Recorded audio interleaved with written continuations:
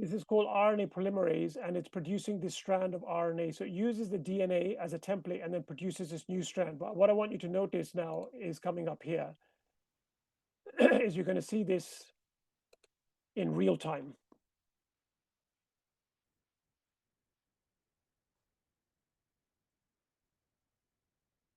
So here it is now in detail. You can see how it looks like a machine. The DNA, you can see, looks like a sort of a train track. The RNA polymerase is working around it. And this is the production in real-time speed. That is how fast the RNA is being produced. It's absolutely staggering. The speed is staggering. I'll pause it there because we need to move on in terms of time. So what I wanted you to appreciate there was, one, that there's actually extreme complexity in the cell. The cell is like, it's not just like a factory, it's like a city with multiple factories working at a phenomenal pace. Now, there are 10 trillion cells in the human body, and each cell is producing 2,000 proteins per second. 2,000 proteins per second. You saw that whirring and that rapid production of RNA. That was at an unbelievable speed. So the complexity in human life is actually unbelievable and extreme. So the question now is that if you start off with chemicals you do at the beginning of, let's say, the earth, you just have inanimate chemicals. They have to come together to start making bits of a cell, and then a cell forms. The cell is going to get more and more complex. Can natural selection explain this extreme complexity of life? So natural selection here, the idea is that some benefit has happened when something new has happened with these chemicals, and it works better for it, and it survives and continues, and similarly the cell forms. So can it be explained by natural selection? In fact, this is very counterintuitive because you cannot explain this degree of complexity from natural selection. Where you have counterintuitive theories, you actually need very, very solid evidence to prove that those theories are sound. And a good example is quantum physics and the double slit experiment, which I would encourage you all to go on YouTube and watch, by Jim Khalili. He gives an excellent explanation of this. From quantum physics is full of explanations which just don't make sense. They're absolutely bizarre, but they are backed by absolutely solid scientific experiments to confirm that it's true. So Jerry Coyne, who's a neo-Darwinian author himself, said of natural selection, we know of no other natural processes other than natural selection that can build complex adaptation. Okay, but it doesn't stack up. So this is what they're actually saying. They say there's extreme complexity in life. What's the explanation for that? The intuitive explanation when you see such extreme complexity is there's actually design in nature. And behind that, there has to be a supreme being. But what they're saying is non-intuitive. So they say, in other words, natural selection produces order and extreme complexity. So what's the evidence for this? Right, we go back, because there's extreme complexity in life. Let me strip that down. Here's their argument. There is extreme complexity in life. What's the explanation? Neo-Darwinian theory. What's the evidence for that? Because there's extreme complexity in life. This is a circular argument. And this is what their arguments boil down to. The evidences are not there to explain the extreme complexity in life or the evolution of life, but they stick to it because they actually follow a circular argument. So the last thing I'm going to finish with is the Islamic side of things that I looked at. So I looked at the origin of man, and the Islamic revelation was actually very clear-cut about this. Allah speaks in the Quran very, very clearly. He says, "O people, be mindful of your Lord, who created you from a single soul and made from it his mate, and from both of them he created man and women." And then in a different verse, which relates to the creation of Adam alayhi salam and ordering Iblis to bow down, the ayat says, Allah said, "O Iblis, what prevented you from prostrating to that which I created with my own hands? Was it because of your pride, or are you truly exalted?" So Allah often talks in the royal we when he's explaining what he's done, but when he's talking about something very important or very intimate, he uses I. Man is a special creation of Allah and does not follow the sequences of life that we see on the earth. But you clearly see these fossils, hominid fossils, which look more and more human as time goes on. So I wanted to understand, why has Allah done it like this? What is the meaning of this? So I had to go back, and in my lenses of Islam, number 5 is all of creation is appointed to Allah and an evidence to the Creator. In fact, the word ayat is used 382 times by Allah in the Quran, but it doesn't mean Quranic verse, which most people interpret it to mean. It actually means a pointer to Allah, and all of creation is an ayat. Now, there's an author called John Hans who makes the point that people often say, well, the spectrum of animals, when you look at it, for example, primates, they're on the same, it's just a spectrum. You have intelligence in primates and you have intelligence in humans. It's just a spectrum. It's no big deal. Man evolved from primate ancestor. John Hans himself, who's actually an agnostic, makes the point. The claim that a single chimpanzee using a stone to crack open a nut is the same kind of thing as a large international team of scientists cooperating to invent and construct the Large Hadron Collider in order to discover how fundamental particles interact is, I suggest, somewhat less valid. So I came to the conclusion, when I was thinking about why this was the situation, and my thanks to Abu Shama, who very kindly created this figure for me, that actually what you have is, you have an intelligence, you have a spectrum of intelligence in the animal kingdom. So for example, fish, reptiles, frogs, so on, and mammals. I've used an arbitrary scale here. And my point here is that pre-hominids, the hominid skeletons, where you're starting to see human-like features coming through, you would actually have got an animal type form, but more intelligent than the other animals. But actually, if you were to now put them onto a chart and compare them to man's intelligence level, all of these would disappear and pale into zero and insignificance, because man's intelligence level would be leagues apart, intergalactic jump. And I think that's what Revelation tells us. Allah tells us that. And actually, when you look at man's ability and man's intellectual ability, actually you come to the same conclusion. So the pointer in Revelation is the same as pointer in the observation of creation. So at the end of this, I was left with evolution theory, as you just cannot be serious that you can put this forward as a serious scientific explanation for the origins of life or the origin of man. And I felt very, very disappointed. I felt very disappointed because what I found is that, one, instead of having a lot of explanation with slight gaps in their explanation, actually evolutionary theory is a bunch of holes with a few little, very minor connections between them. Two, they use a circular argument to maintain their position. And thirdly, from the Islamic perspective, actually, I think it's pretty clear that man is a special creation. And in fact, if you examine creation and man's position in creation, it's pretty clear that man is special. So I'll stop there. Jazakumullah khairan for listening. I hope the connection wasn't too bad there. Assalamu alaikum, Jazakallah khair, Dr. Abu Mustafa, for this amazing presentation. I mean, it was really, really fascinating. I would love for you to continue. So what I would like to do is I would like people to ask questions freely. I have a number of questions, so I don't want to just ask all of my questions. I want to hear from our audience. So if anyone's got a question, please put your hand up and I will pass the microphone to you. Thank you, Brother Zakariya.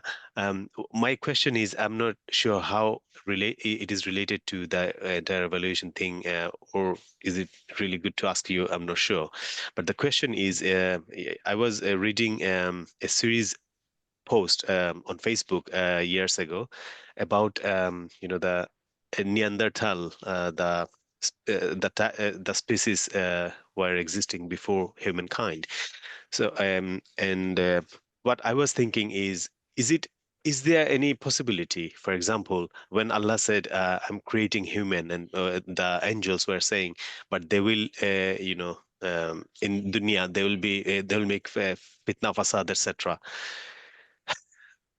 Was it the idea that before humankind were existing before Adam alayhi salam? Is it, for example, sometimes we see scientists, they find fossils of how many millions years ago, they find fossils. Is this fossil are actually those Neanderthal species, which probably is not a human being? And supplementary question is, how old you think, I mean, in light of science, that how old, I mean, when of the time frame that Adam alayhi salam was here?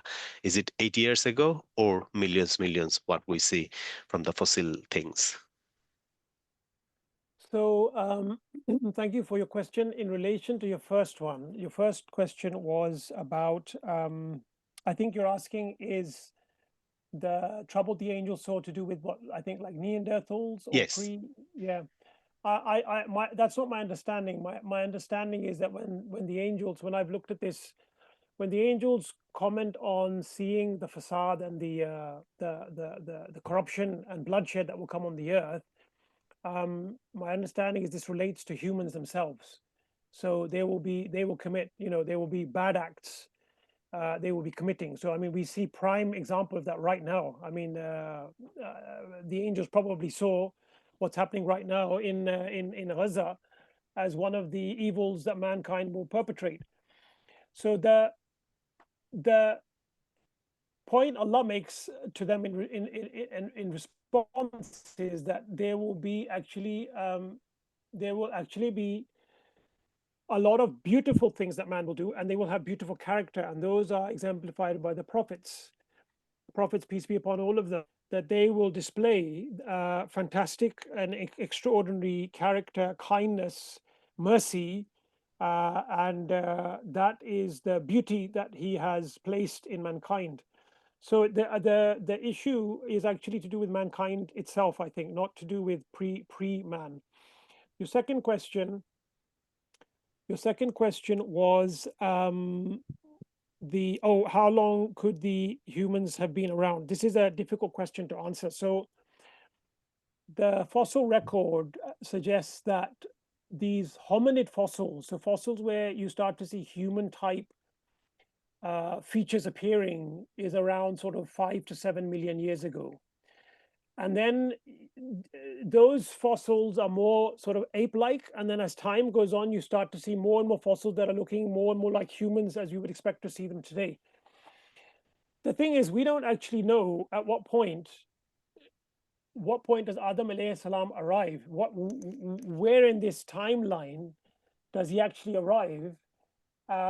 Because it doesn't necessarily mean that the human form that we see today, Homo sapiens, was Adam alayhi salam. It could be other forms earlier than that, because the media will often show these fossils, hominids, like for example Neanderthals. Typically, it shows them as kind of like very animal-like, cave-like. But these are artistic depictions. It doesn't have to be like that at all. So where does man truly arrive? When was Adam alayhi salam placed on the earth, and what was his human form like? I don't know. And when was that? Again, I don't know. But it could have been a long time ago. So Homo sapiens has already been demarcated as being 500,000 years ago. That's actually a long time ago already. Even if we say that Homo sapiens was the first man, Adam alayhi salam was a Homo sapiens, that's 500,000 years ago. So that's a long time. And it makes sense in a way, because the Prophet ﷺ talked about, when he talked about the people, he talked about the day of judgment as being very close to his arrival. So in other words, the generations of humans who existed before was the majority, if you look at the timeline of humankind, and then the period of humankind to follow is very small. I think that follows the Prophet ﷺ. So I think the hadith are more in line with this, that there was a very long period of humans pre-existing Prophet ﷺ. And so that includes going back to, the earliest prophets, Nuh alayhi salam, Ibrahim alayhi salam. How many thousands upon thousands of years did they come beforehand? I don't know, but it could be a very, very long time. Does that make sense, the two answers? No, true, yeah, of course it does. But Ibrahim alayhi salam, what we understand is only 4,000 years prior, I mean, from now. So from Ibrahim alayhi salam to Adam alayhi salam is nearly, again 450,000 years, difference. That's kind of, I mean, if I think about it, I mean, there's no mention between these two. I mean, even Nuh alayhi salam and Adam alayhi salam is not, I mean, not a long difference. But from Nuh alayhi salam to Ibrahim alayhi salam, sometimes we see the lineage of Prophet sallallahu alaihi wasallam from etc. etc. It's it looks very close. There's no much difference. But yeah, this 500,000 years is kind of very difficult to digest actually. Yeah, so just to add to that, the 500,000 years doesn't mean that the first Homo sapiens is Adam alayhi salam. It, Yeah. it could be that it could be Homo sapiens was actually the physical form made by Allah. He makes a physical form, which is following the progression of the animal forms or the life forms, let's call it, and that stops, and then you have Adam alayhi salam come. Maybe that's possible as well. Yeah, maybe. I'm not sure actually, but one of the things that I have come across in my studies and research is that actually the first human is actually Adam alayhi salam. That is the first human. So Yeah. just thinking through a little bit more, I mean, you can't have humans in human form in a form, physical form existing, and then have Adam alayhi salam arrive. So yeah, I suppose you'd have to think if their fossil forms are correct, it would have to be 500,000 years, I suppose, actually. Yeah. Yeah. Hi, Thank you. can I ask a supplemental questions? Actually, based alongside this questions that Brother Sadi raised, quite interesting. So, like between those different earlier, I don't know if you can call them subspecies like Neanderthal, Yep. Neanderthals, Homo erectus, and Homo sapiens. Were there a kind of science of microevolution or macroevolution that you call in your book? I guess there is probably some evolution of adaptations, but was there any chromosomal or genetic level evolution? There are genetic changes. Yes, there is genetic evolution. There is. There is Okay. genetic evolution. Yeah. But would the genetic mutations also kind of include like fusion that you mentioned in your book? I was trying to read like change in the numbers of pairs, like from were they also having 23 pairs or That like 24 pairs I don't know the like answer to that question. chimpanzees? Okay. Yeah. But there would be some genetic mutation, you think? There are some genetic correlations. Genetic correlations. Yeah, there are genetic correlations between the genomes. So yeah, there is some stuff there. Okay. Brother Matthew, you had your hand up. Your question, please. Assalamu alaikum. It was a lovely presentation. It's very interesting. I'm just trying to think, when you had the first sign of life, the amoeba, a billion years ago, I can't actually see there's any evidence of being and finding an actual sort of evidence for an amoeba a billion years ago. So this is something that's just been put back in a timeline without evidence. The other point is, think of a cousin, a person who I find now today who looks very like my cousin, say Abdul. It doesn't mean that just because they look like and share features, that they're really related. Just because, so the skeleton of a cow and the skeleton of a donkey would look very similar, but it doesn't necessarily put them in the same family. So just because things are related, it doesn't mean they are causes of each other, or does it? So, I mean, when they stretch the timeline of these animals into billions of years, what is the nearest evidence that they've ever found a skeleton or something gone back, that this is evolved and this has been caused from this and this has been caused from that. So the evidences will be fossil. They have found fossils which will show something like, for example, a single cell. But your question is sound in that how far back can you take that? Because some of their findings will be very subtle.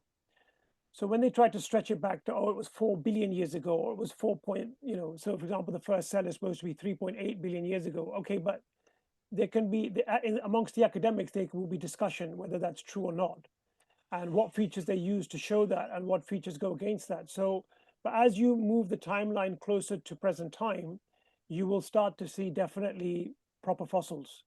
So there will be, so for example, when you look at, if you say, okay, let's put aside the first single cell, but you will definitely find fossils which are going to be multicellular, going back, for example, 1 billion years. 1 billion, so 1.6 billion years, they found multicellular algae. But even then, even if you say, okay, well, I'm not sure about that, by 600 million years ago, they've definitely got very convincing forms of fossil evidence. So that's 600 million years ago is a very long time ago as well. Thank you. But just because they resemble, or it doesn't sort of amount to evidence that this has caused the other. Yes, 100%. I agree with you 100% on that. The finding of similarity does not mean that one has caused the other at all. You're 100% correct there. Thank you. One of the interesting things is that's coming out of this is that the amount of speculation in evolutionary theory, and the question just raises that the idea that simple life gave rise to complex life, and as you've shown that when you look at the cell, it's anything but simple, and even from a quantum mechanics perspective, the way something that small, the idea is very small, but once you go into the details of it, once you go into the nucleus, and once you go into the protons and the neutrons and so on, it becomes more and more complex, and it actually, this is the one area that is baffling everybody because it's so counterintuitive and so on. So this idea that simple life form, then more complex life form, but then at the same time, that simple life form is very, very complex. It's probably the most complex science that you can study. So you realize that there's actually a lot of speculation, and if there's an ayah in the Quran that Allah mentions regarding this, that you weren't there at the beginning of the creation when Allah created this, so everything becomes pure speculation, and Allah says that what you have is just conjectures, and I think that's all like brings about this kind of like humility, if that makes sense. But obviously, from the scientific method that they use, obviously there's going to be some sort of like differences between our perspective and their perspective. I don't know if you agree with that or absolutely. I don't know where the question is, but it's just a comment. So yeah, no. What you said is quite. And Dr. Zakariya also mentioned that quantum mechanics and some of the quantum mechanical findings, and very recently they also found proof of quantum entanglement, which is even ghostlier than two-slit experiment. wow. And that throws away everything of like this evolutionary concept that one thing had to lead to another things, because you see there is you can say quantum jump or quantum leap in logic, and scientists grappled with those kind of things. Actually, I have a couple of questions, if time allows. Are you okay for time? Yeah, absolutely. Okay, so we won't go too long. We'll go probably another 10 or 15 minutes at most, inshallah. Yeah, so anybody's got a question, but Dr. Murshid, you've got a question. Yeah. Besides this contradiction or failure to have consistent supports towards this natural selections or complexity, or a drive towards simplicity driving the evolution, even if that fails, can we reject the hypothesis of evolution? Scientists might not find the correct reason, but evolution could still be there. The reason I say is is what some of the fossil proof or fossil result shows quite a consistent connections towards complexity or evolving of life forms. And what I see when I see in Quran, Allah says that I have created everything from water. And this is one of the things, actually, the very earliest form of life started in water. And we see that this genetic mutation is true and is creating complex nature. So I completely agree. When it comes to human being, we have to look at Islamic lens, and Quran is our true report. It says we have a special position. So, but besides that, in terms of evolution of life, in, you know, if you can forget about the complexity or challenge of evolution of human being, if we put aside, what do you think of evolution of life or complex organisms? Maybe say up to the point of chimpanzees. Forget about human being. Yeah, no, good, very good question. So my assessment of evolutionary theory was actually that when you start looking at the complexities, certain things I do agree with, in the sense that, like I showed, there was 5 strands to neo-Darwinian theory. The first strand is progression of life forms over time. So I agree that's there, because the fossil record is a very good record of that. And in fact, Allah alludes to this, I think, because he says, go forth and see how I created creation. I put that ayat in my book. So he wants us to find evolution. He wants us to find how he has done creation. This is not a mistake that fossils are in the ground. It's there for us to find. Allah does everything with a specific purpose. So they're not there by some kind of error. We're supposed to find them, and we're supposed to reflect on them. So I think there has been progression of life, because that is what is shown by the fossil record. If you go back in time, is there a common ancestor? Okay, I can accept that as well, because you see similarities between organisms, and then you start to see they kind of merge, and they kind of go back to, like, if you go to same. So that makes sense. So that's fine. The problem is when you start looking at the mechanism, which was the later part of the strands of the neo-Darwinian theory, random mutation and natural selection. These don't work. Okay. So if you take this is what the neo-Darwinian theory hangs on. These don't fit, and I've given 14 reasons, and there are more, which basically show the complete failure of the theory. And so these don't work. You don't have random mutations going on. It can't account for the complexity that arises, and natural selection is something that the Darwinian scientists hang on to, that no, random stuff is fine, because you can select it. You can select out the good stuff that you want. So if you have, for example, random dice, and you're throwing the die, and you are looking to, you have 10 of them, and you want the number 6, you keep rolling them. As you get 6, you keep them, and you keep rolling the other ones, and eventually, this way you'll get them relatively quickly. So this is what they're banking on, that this actually works, but actually it doesn't work at all. And my analysis, I give the analysis of where the flaws are in neo-Darwinian theory. Then I give the analysis of why chemical origin of life is not possible as a natural mechanism. You can't, there's no way. The complexity of the cell arose from chemicals just coming together. No. And so my rational reflection on these signs was actually, it actually leads you to a God. There is nothing other than a God that is accounting for this. And in fact, if you keep analyzing it, my conclusion was it fits with the Islamic concept of God. God so, is there, Yeah, exactly. So what I kind of wanted to allude to, that there is 2 things here. One is evolution itself, which doesn't contradict with Islam. And then there is the neo-Darwinian theory of evolution, which is they're trying to fit their own theories. Yeah. And that doesn't stack up, which you showed. So that's really good to know. Another things, if I may, like I really like the chart where you showed the Abu Shama from Abu Shama, how the intellect has a like super jump. But there is another things actually that which is quite different. Than it's not only about intellect. it's also, there is another thing. I don't know if you kind of pondered on that meta intellect. Only human as a species can think about their thinking. Yeah. Metacognition. Metacognition.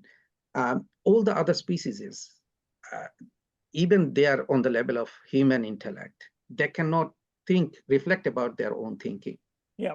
And that is what we have been given as a human being, and that's not intellectual.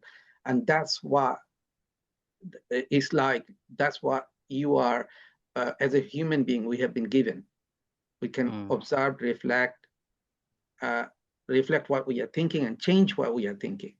And that's something is completely absent. And there is no discussion about, was there any discussion about how that came along? Was there any evolution that supports that kind of metacognition? You are absolutely right. There are other features and facets to humans that Allah has obviously put in humankind that are not present in the animal kingdom.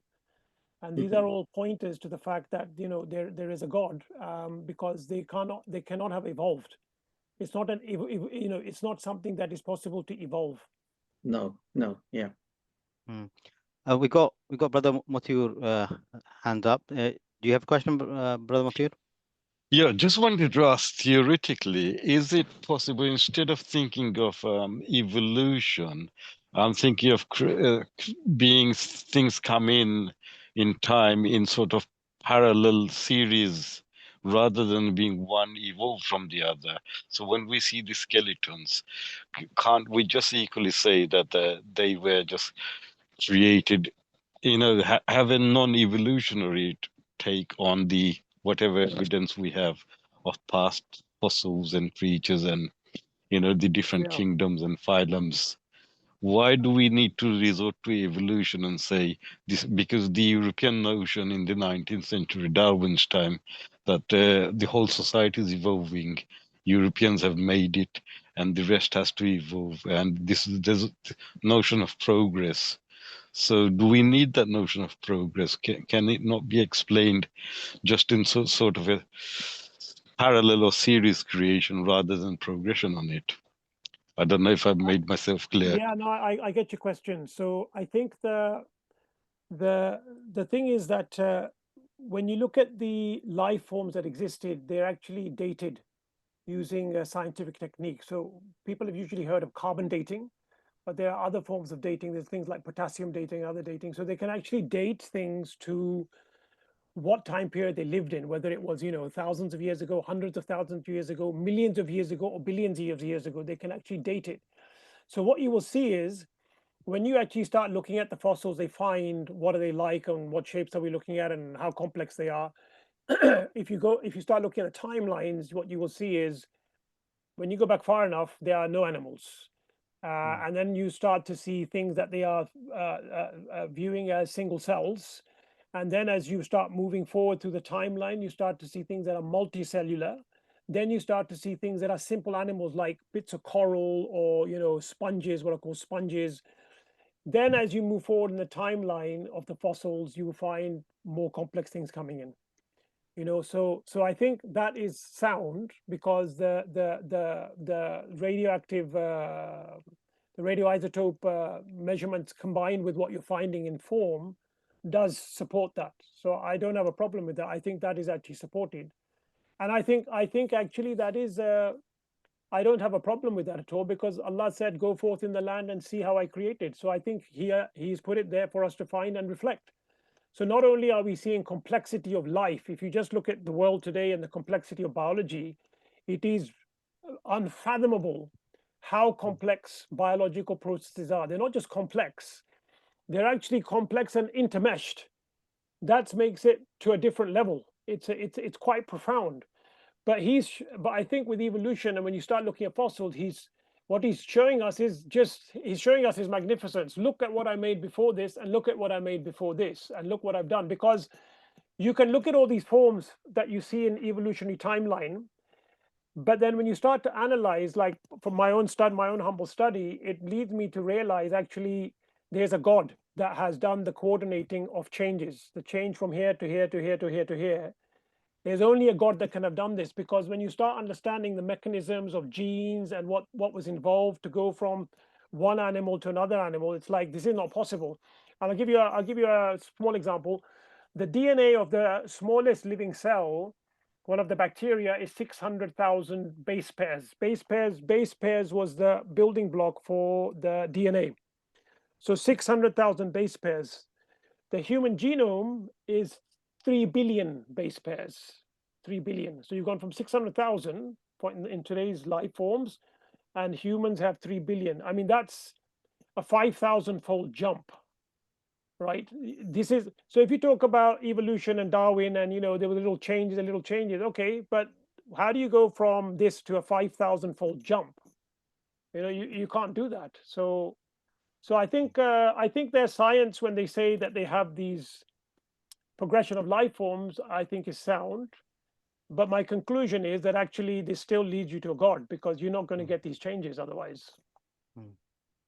So you're on the you're inclined to believe that Allah is causing or evolving things over time, but Yes. it's just I've remembered something from Bertrand Russell.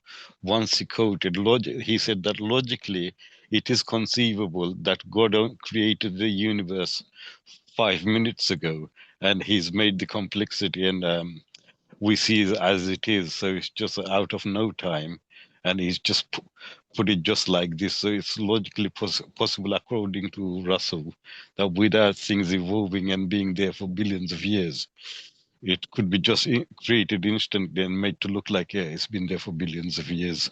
That's just a thought. Can I interject on that, Matir Bhai? We have to also take what Quran says, and Quran clearly says, I have created everything from water. So actually, that fits with what science is saying, these progressions. But when it comes to human being, then you see that there is a special case.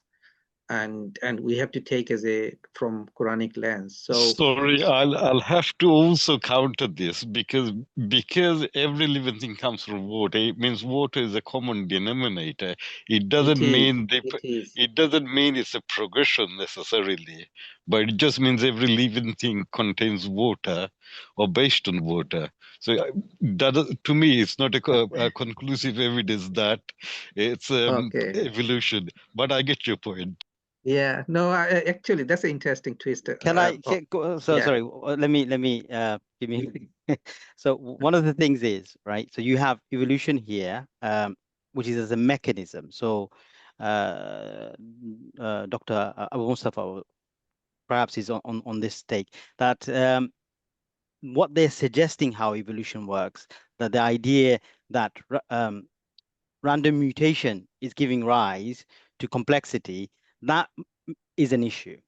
But the mechanism of how one thing can go from something simple to complex with divine intervention is possible. And then there's the other side of this, is all of this is speculative, because none of this is actually Aqidah related, other than the fact that you have maxims where you have, where there is clear text that Allah has created Adam in his form. And that form is Adam's total form. So there's no mutation that happens. So this we have a text which is quite clear. And so what in this particular instance, we take full belief in that, if that makes sense. The rest of it, these are different theories. They can be true, they can be speculative, but it's not a matter of faith, if that makes sense. The faith element is the part where, or the imani aspect of it, is basically where you have clear text and Allah has, given something that's very clear in terms of its meaning and in terms of its soundness of its, what do you call it, isnad. And so something like, Allah created Adam with his hand, and then the fact that he sent him down and so on, even though there might be evolution that brings about humanoid kind of creation, then you actually see even between that and Adam is a massive leap. And so therefore, this one way, and this is like some of the other scholars have also mentioned, that you have two streams. One stream, which is through natural selection, etc., through the evolutionary route, and then you get to a limit. And then you have Allah's intervention, which basically is the beginning of mankind, and mankind starts with Adam alayhi salam, which is a superior creation in total. Yeah, absolutely. I agree with that. If I may, Brother Motiur, can I just point out? So in my book, I've actually written one of the lenses of Islam. I put down as Allah has chosen to create in stages. So there are verses that actually indicate that He chooses to do this. So if I can just give you a couple. One is He says, He creates you in the wombs of your mothers in stages, one development after another in 3 layers of darkness. That's Quran 39, ayat number 6. Then there is a verse in Quran 29, Surah 29. Have they not considered how Allah begins creation and then repeats it? How Allah begins creation and then repeats it. So I think this is he's referring to evolution here. Indeed, that is easy for Allah. Then Allah goes on to say in the next ayat, say, travel all over the world and observe how He began creation. Then Allah will produce the final creation. Indeed, Allah has total power over every single thing. So I think the fact that He, for example, creates the universe and says He created it in 6 days, these are all evidences that He chooses to create in stages. He doesn't need to, because He can say be and it is, but He chooses to do that. And I think He chooses to do that because He's making pointers to Himself. He wants you to observe Him. He wants you to realize He's there. He wants you to see His magnificence. So I think there, although this is not a point of aqidah, as Brother Abu Shama says, but I think there are good references that show you that Allah does actually choose to create in stages, and evolution, I think, fits as part of that. Jazakallah, thank you. Thank you. Jazakallah. We got one more question, if that's okay. We've got one brother, and then inshallah we will close with that question, if that's okay, and perhaps a closing comment from Dr. Abu Mustafa. Brother who wanted to ask the question. Yeah, Assalamu alaikum. Yeah, is Akhlaq, brother. The topic is very interesting to me because my background is actually in anthropology. So I study, in fact, a number of things in the evolution. So I have very, I want to ask actually is brother has a huge knowledge on that and being a lots of fact actually, but in the academia, for example, anthropology, the we have been forced to study or believe the Darwinian theory, or archaeology is the one of the part actually we studied.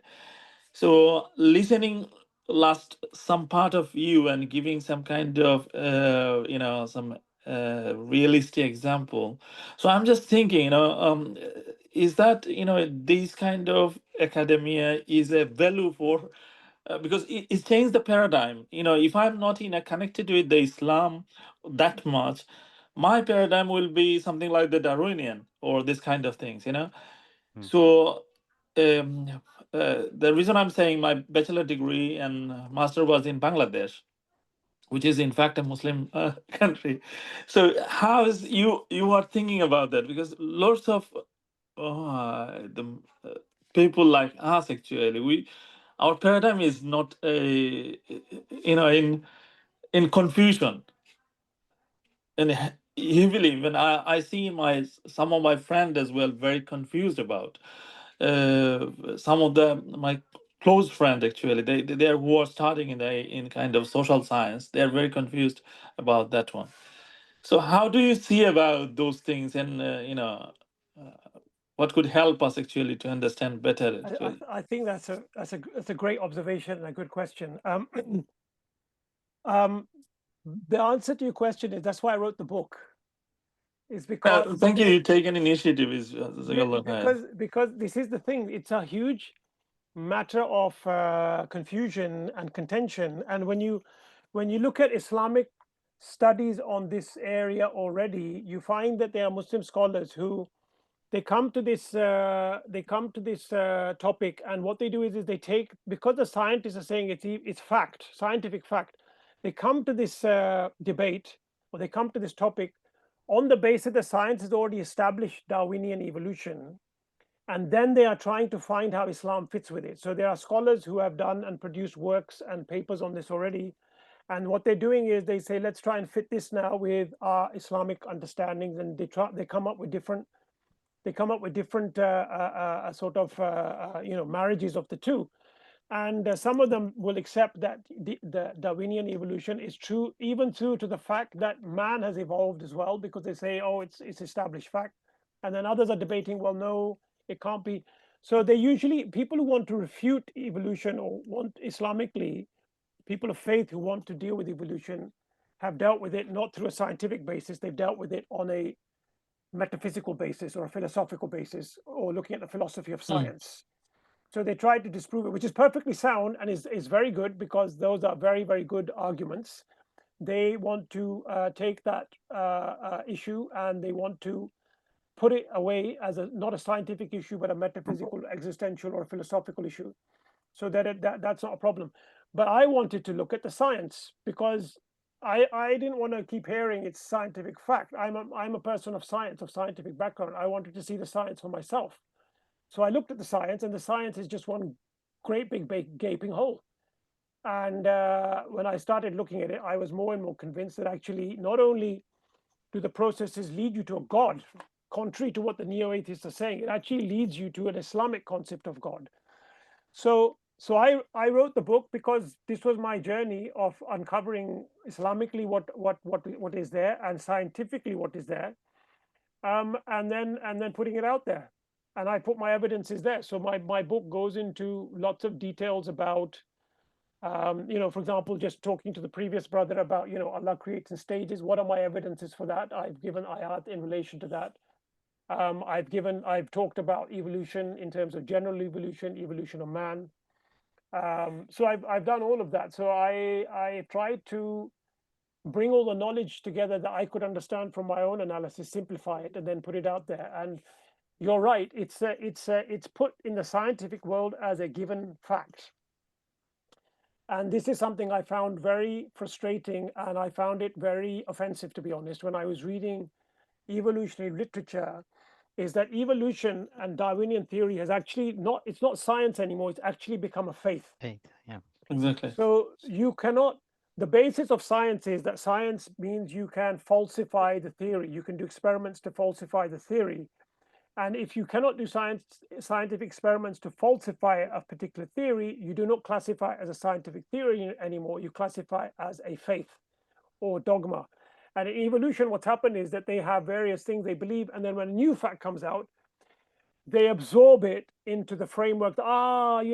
This is all fine with evolution. And I'll give you an example of that. So DNA is actually codes for proteins. So DNA that codes for proteins is called coding DNA. Now, of the genome, of the human genome, only 2% of the DNA codes for proteins. This is actually quite an astonishing fact. 98% of the DNA doesn't code for proteins. So when this got discovered, people started saying, oh, this is junk DNA. The genome is full of junk DNA, and only a very tiny minority codes for proteins. And then the neo-atheists started using this to say, oh, this shows you there is no God, because look at this wastage. 98% is just wasted non-coding DNA. Then it became a source of research, and they started discovering that actually the 98% is not junk DNA. It actually has a very important role. It plays a role in the regulation of genes. And in fact, if you cause changes in what they are calling junk DNA, it actually has dramatic effects. So there was one study where they put it in an animal, they knocked out part of the junk DNA and found that half the puppies died before birth. So it's actually very important. So then the evolutionary scientists, what they responded with is they responded, instead of saying, we said that, this is junk DNA, therefore there is no God, because he would not do something wasteful and imperfect like this. Actually, we need to acknowledge that we have made a mistake.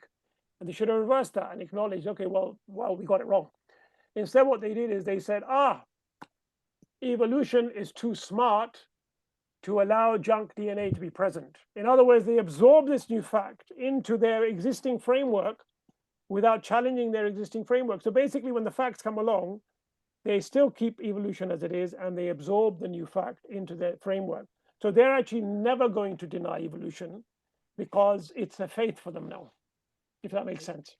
Jazakallah khair for everybody for tuning in. We have pretty much come to about 2 hours. It's been a fascinating discussion. I hope everybody has benefited from it. Inshallah, we will continue our session next month. We haven't